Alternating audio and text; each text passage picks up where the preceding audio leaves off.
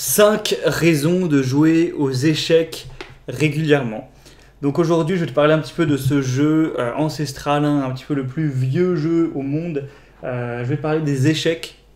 Donc mon histoire, moi personnellement, à propos des échecs, c'est que j'ai appris les règles vraiment quand j'étais très petit. Voilà, je devais avoir vraiment 5-6 ans. En rentrant au CP, c'est mon père qui avait dû m'apprendre au début. Je jouais un petit peu avec lui. On avait même appris à l'école primaire, on avait eu des petits cours d'échecs en classe. Voilà, c'est sympa. Donc on jouait avec les amis. Des fois, ça pouvait arriver, je crois, à la pause de midi qu'on jouait. Enfin bref, j'ai appris vraiment petit et j'ai joué voilà, tous les 2-3 mois, par-ci par-là, avec un pote, avec mon père ou voilà, ce genre de choses, tu vois. Mais c'est resté quelque chose que je faisais rarement. Et j'ai eu une année, c'était ma première année d'études supérieures. Donc maintenant, c'était il y a 2 ans environ.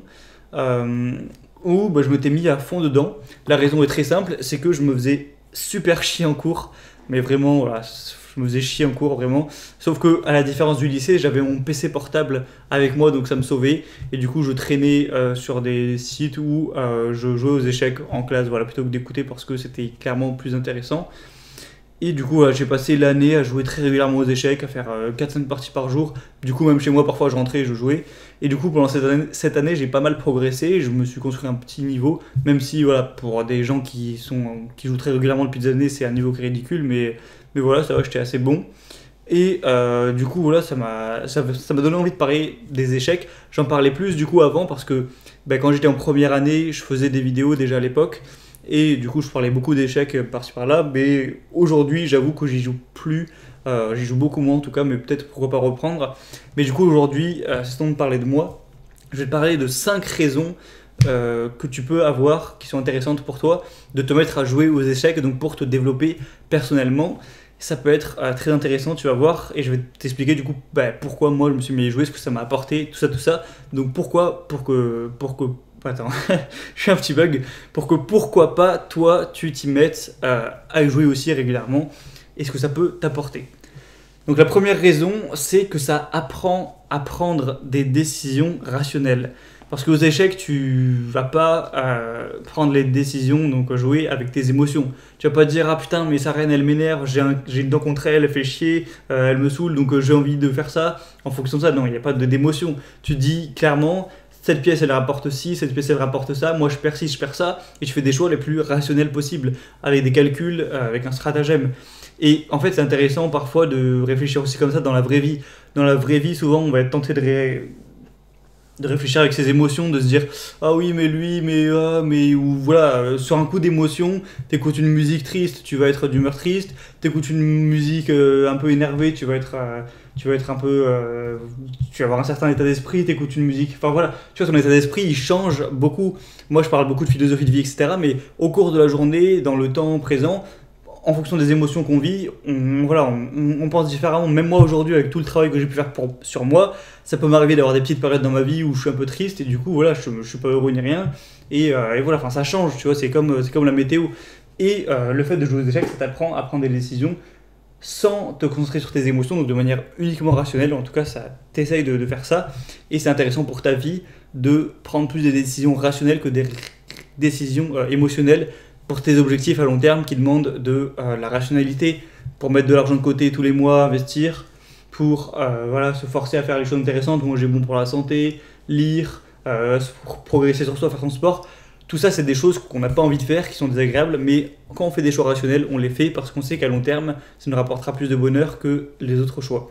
Donc voilà, je pourrais t'en parler longtemps au niveau des prises de décision, et moi, ça m'a beaucoup, je pense, aidé pour vraiment essayer de faire le plus possible des choix rationnels dans ma vie et appliquer avec l'effet cumulé. Certains ont reconnu le livre, il y a quelques vidéos, ça m'a fait plaisir, l'effet cumulé de Darren Hardy.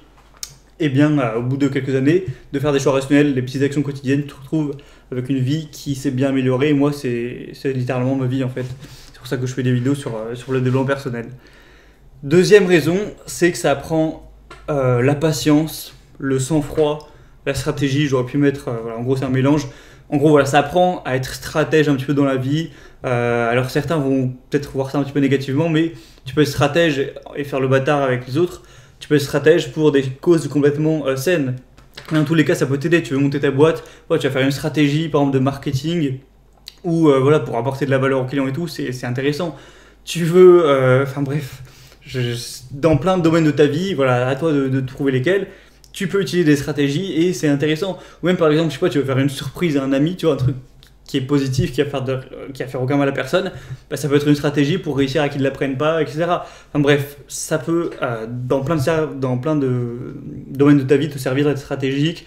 Garder son sang-froid également hyper important, parce que les échecs, c'est pas un jeu de réflexe où tu vas t'énerver et tout, c'est un jeu où tu prends ton temps, tu réfléchis. Faut être patient aussi, la patience aussi, ça peut se cultive. Donc encore une fois, c'est des qualités que jouer aux échecs régulièrement vont pouvoir t'apporter un petit peu, donc c'est super intéressant. Troisième raison, c'est que c'est une occupation saine. J'avais beaucoup fait de vidéos sur le marché de l'ennui, sur le fait qu'on n'arrive plus à s'occuper, ou alors en tout cas que la plupart des gens s'occupent d'une manière qui est nocive à long terme en fait. Par exemple, si tous les soirs quand tu rentres du boulot, tu passes 3 heures que télé-réalité, TikTok, etc., tu vois, des trucs pas hyper bons pour le cerveau, ben, sur le coup, ok, tu regardes 3 heures de TikTok, ben, ça fait rien, tu vois, tu vas manger, tu vas te coucher, il n'y a rien de spécial. Mais je t'assure que tu fais ça pendant 10 ans, tu auras tout ton système de dopamine qui sera bousillé, tu seras plus capable d'ouvrir un bouquin et de lire lentement. Vraiment, c'est quelque chose qui est à consommer avec modération. Tous les réseaux sociaux, achats de dopamine super élevés comme ça. Et jouer aux échecs, par exemple, tu joues, je sais pas, 45 minutes. Alors bon, c'est un truc qui prend de l'énergie mentale, donc peut-être qu'après le boulot, t'auras pas que ça à foutre. Mais je sais pas, le week-end, le dimanche, je prends 1 heure et demie pour faire une bonne session d'échecs. Ça va bien t'occuper, tu seras dans l'instant présent parce qu'il faudra que tu réfléchisses à quel coup, à tes stratégies, etc. Et c'est pas nocif pour le cerveau, on va le voir, on l'a vu, au contraire. Donc ça permet aussi de s'écarter de tous ces petits poisons mentaux. J'avais même fait une formation sur le sujet des intoxications mentales où j'apprenais vraiment comment se libérer de toutes ces merdes de dopamine qu'on peut retrouver, et ça inclut pas mal de choses. Et puis voilà, et puis il y en a aussi plein qui s'ennuient, qui sont seuls dans la période dans laquelle on est. C'est un bon moyen de jouer avec l'autre, mais je vais en parler tout de suite. Le quatrième point, c'est que ça peut permettre de faire un petit peu du social, de partager des parties avec des amis, tout ça. Bon, pour te raconter par exemple, ça m'arrive de faire des parties avec mon père, bon, assez rarement, mais ça peut arriver. J'ai un pote qui jouait beaucoup quand il était petit, des fois on se fait une petite partie. Je joue en ligne, majoritairement évidemment. Après, du coup, c'est pas des gens que je vois dans la vraie vie, mais je joue quand même avec des gens, tu vois, c'est sympa. Une fois, il y a un abonné qui m'a contacté par email, donc sur la liste email et tout, qui m'a dit ouais, j'ai envie de jouer avec toi aux échecs, on a fait une partie, tu vois, enfin c'est un truc où tu joues à plusieurs, donc c'est toujours cool. Et moi, ce que j'aimerais faire peut-être une fois, pourquoi pas, c'est prendre mon jeu, aller à un endroit dans ma ville où il y a des petites tables d'échecs dans un parc, et pourquoi pas aller jouer avec des gens, tu vois, enfin bref, c'est marrant, ça peut faire du social, c'est un moyen aussi de se réunir.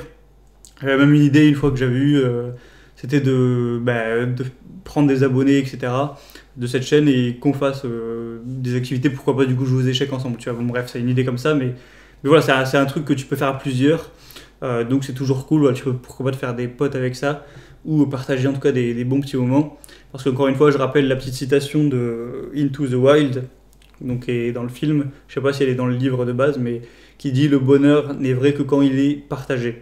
Je suis pas complètement d'accord avec cette phrase parce que moi j'ai eu des moments de bonheur dans ma vie qui étaient solitaires, ça arrive quand même de temps en temps. Mais la plupart du temps, on va pas se mentir, quand tu es heureux, c'est rarement tout seul. Après, évidemment, ça dépend des personnalités. Et le cinquième point, c'est que ça améliore à la fois la mémoire, parce que forcément tu dois retenir des coups, réfléchir et tout, te rappeler quelle pièce est où, etc. Et la créativité, parce que tu as le jeu, il y a des milliards de possibilités de combinaisons pour les échecs. Et du coup, je crois que tu dois réussir à inventer le meilleur coup en fonction de ta partie actuelle. Et du coup, ça demande de la créativité. Et pour moi, la créativité, moi j'ai toujours été quelqu'un d'assez créatif. C'est une qualité vraiment super importante, surtout je pense aujourd'hui dans le monde dans lequel on est. Même au niveau professionnel ou même au niveau personnel, c'est super intéressant d'être créatif. Et c'est les créatifs, je pense, qui vont être un petit peu en haut de l'échelle sociale au niveau de... quand tu es créatif, tu as clairement de l'avance sur les autres, quoi, sur pas mal de choses. Mais voilà, c'est toujours bonus en tout cas. Donc voilà, c'est 5 raisons à la volée que j'ai trouvées comme ça, qui peuvent être intéressantes pour jouer aux échecs. Là, tu vas peut-être te dire, ouais, mais moi je connais pas les règles et tout. Les règles, elles s'apprennent assez facilement sur internet. Tu vas te dire, ouais, comment jouer? Tu vas sur chess.com, c'est un site internet, tu peux jouer sur téléphone, sur smartphone ou sur ton ordinateur par exemple, ou même sur tablette et tout. Et tu joues avec des gens partout dans le monde, c'est interconnecté vraiment dans tous les pays, dans tous les continents. C'est juste à ton niveau, c'est-à-dire qu'en fonction de tes défaites, tes victoires, tu vas tomber que sur des adversaires qui ont ton niveau, donc c'est super bien fait. Et du coup, ça te permet de progresser, de jouer avec des gens voilà, qui sont à ton niveau, donc c'est super. Et c'est gratuit. Donc il n'y a aucune excuse pour y jouer ou ne pas y jouer. Voilà, c'est complètement accessible. Et je t'invite vraiment du coup à y jouer et à faire ça régulièrement. Voilà, t'es pas obligé de faire comme moi à l'époque, y jouer tous les soirs, parce que ça prend la tête quand même, ça prend de l'énergie mentale. Mais de temps en temps, comme un petit sport que tu pratiquerais, une activité, ça peut être vraiment pas mal et t'apporter des bienfaits dans ta vie. C'était une idée comme ça, c'est à prendre ou à laisser. Et moi je vais peut-être m'y remettre et y jouer un petit peu plus régulièrement de temps en temps le soir, plutôt que regarder Netflix, c'est mieux, quoi. Même si bon, je regarde Netflix en anglais, mais bon. Et voilà, bah, c'était tout pour cette vidéo. Du coup, comme je t'avais dit, il y avait un abonné qui m'avait contacté par mail pour qu'on fasse une partie d'échecs. Si toi, un jour, tu as envie de faire une partie avec moi, pourquoi pas. En tout cas, le meilleur moyen de me contacter, c'est de s'abonner à la liste email. Donc tu cliques, j'ai des bugs d'articulation. Tu cliques sur le premier lien qui est dans la description, tu rentres ton prénom, ton adresse email. Tous les dimanches, tu recevras l'email de la semaine. Là, cette semaine, je vais pas te révéler ce que ça va être parce que, en fait, si je le mets dans l'email privé, c'est que c'est un sujet assez privé que je n'ai pas envie de partager publiquement sur sa chaîne YouTube. Comme tu l'as peut-être su récemment, j'ai des problèmes avec ça. Je vais essayer de. Les sujets qui sont vraiment privés pour moi, je vais peut-être plus les partager dans les emails privés à partir de maintenant parce que bah, ça m'apporte des problèmes, donc j'ai pas envie d'en avoir plus, tu vois. Donc c'est un sujet, je vais même pas dire ce que c'est juste, je te dis, c'est un rapport avec les relations hommes-femmes. On en parlera dans l'email de dimanche. Ceux qui ne sont pas abonnés, vous n'en entendrez pas parler, mais vous pouvez vous abonner voilà, maintenant avant dimanche et le recevoir. Et puis voilà, tu peux répondre à chaque email, me dire ton avis sur le message et me parler. Et puis voilà, si tu veux faire une partie de chèque, tu peux me dire ton pseudo. Enfin bref, on peut discuter. En tout cas, c'est un truc que je regarde tous les 2-3 jours où je réponds à tout le monde. Contrairement aux commentaires YouTube où il y en a beaucoup, enfin il n'y en a pas beaucoup trop, mais il y en a quand même pas mal. Il y en a plein qui sont supprimés, il y en a gauche à droite et tout, j'en rate. Donc forcément, c'est pas le meilleur moyen de me contacter, quoi. Donc voilà, si tu veux t'inscrire, c'est gratuit, hein, c'est le premier lien dans la description. Et tu as un email bonus tous les dimanches. Et en plus, une fois par mois environ, je fais une grosse promo sur une formation. Ou des fois, j'en sors une nouvelle avec une promo. Donc c'est pas mal pour ça aussi. Voilà, dernière chose. Si tu as des envies de vidéo, une question à me poser par rapport à ta situation par exemple et tout, que tu aimerais avoir mon avis, tu peux mettre la question en commentaire ou me l'envoyer par email si tu veux que ça reste plus privé. Et je répondrai en vidéo. Et voilà, ça peut me faire des idées vidéo, enfin des vidéos qui seront utiles aussi à d'autres gens du coup.